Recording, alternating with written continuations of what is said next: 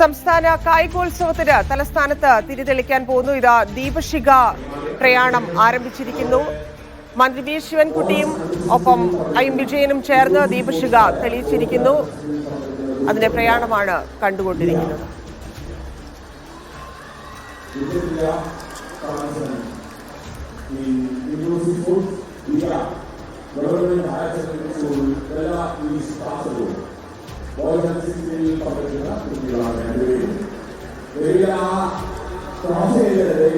Kerala school കായികമേള 2025 ഔദ്യോഗിക ഉദ്ഘാടനത്തിലേക്ക് കടക്കുകയാണ്. ദീപശിഖ തെളിയിക്കാനായി കൊണ്ടുപോകുന്ന ദൃശ്യങ്ങളാണ് കാണുന്നത്. മുൻ താരങ്ങൾ ഉൾപ്പെടെ പങ്കെടുക്കുന്നു ദീപശിഖ തെളിയിക്കൽ ചടങ്ങിൽ.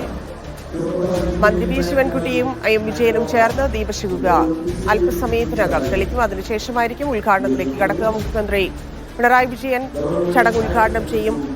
20,000 വിദ്യാർത്ഥികൾ പങ്കെടുക്കുന്ന കായികമേളയ്ക്കാണ് തലസ്ഥാനത്ത് തുടക്കമായിരിക്കുന്നത്. 12 വേദികളിലായുള്ള മത്സരങ്ങൾ നടക്കും. കാലാവസ്ഥ പ്രതികൂലമായാൽ പോലും മത്സരങ്ങൾ നടത്താം എന്ന രീതിയിൽ നേരത്തെ സജ്ജീകരണങ്ങൾ ഒരുക്കിയിട്ടുണ്ട് എന്ന് മന്ത്രി വി ശിവൻകുട്ടി അറിയിച്ചിരുന്നു. ദീപശിഖ അല്പസമയത്തിനകം തെളിയിക്കും.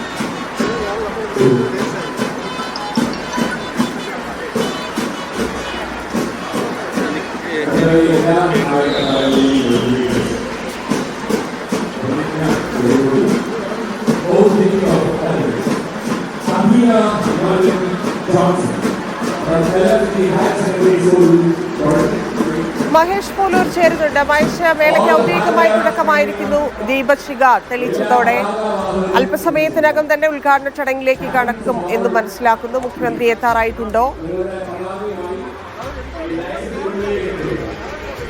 തന്റെ മുഖ്യമന്ത്രി അല്പസമയത്തിനകം തന്നെ എത്തും എന്നാണ് നമ്മൾ പ്രതീക്ഷിക്കുന്നത്. ഇവിടെ ഇപ്പോൾ കുറച്ച് മുൻപാണ് ദീപശിഖ തെളിഞ്ഞത്. നമ്മൾ കണ്ടു ഈ ട്രാക്കിൽ യൂണിവേഴ്സിറ്റി കോളേജിന്റെ സ്റ്റേഡിയം മൈതാനം, അവിടെയുള്ള ട്രാക്കിൽ കഴിഞ്ഞ 16-ാം തീയതി നീലേശ്വരം മുതൽ, കാസർഗോഡ് നീലേശ്വരം മുതൽ ആരംഭിച്ച ദീപശിഖ അത് ഇന്നലെയാണ് തിരുവനന്തപുരത്ത് എത്തിയത്. ഇന്നത് തിരുവനന്തപുരം നഗരത്തിലെ സ്കൂളുകളിലേക്ക് കൊണ്ടുവന്നു. പിന്നീട് അത് ഈ മൈതാനത്തേക്ക് എത്തിച്ചു. ആ മൈതാനത്ത് അത് കൈമാറി വന്ന് ഇന്ത്യൻ ഇന്റർനാഷണൽ അനുരാഘവന്റെ കൈകളിലെത്തി. അനുരാഘവനൊപ്പം നമ്മൾ കണ്ടു വീൽ ചെയറിൽ 2 കുട്ടികൾ, ഒന്ന് ദുർഗാകൃഷ്ണ, ഒന്ന് ദിയ.